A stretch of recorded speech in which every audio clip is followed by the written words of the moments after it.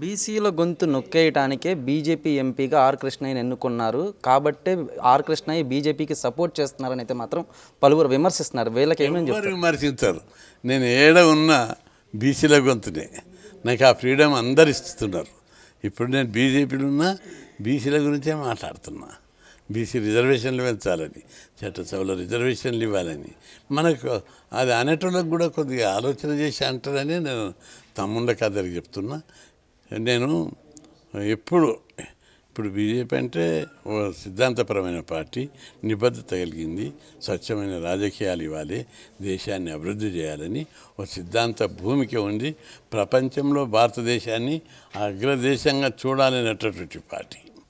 నేను ఇంతకుముందు Telugu Desam party CM క్యాండిడేట్గా పెట్టారు. అప్పటి వరకు ఆ పార్టీ మెంబర్ గాను పని చేయలేదు. సీఎం క్యాండిడేట్గా తీసుకుపోయారు, గెలిచిన. టీడీపీ జెండా పట్టినా టీడీపీలో ఉండి కూడా రోజు అసెంబ్లీలో బీసీల గురించి మాట్లాడినా.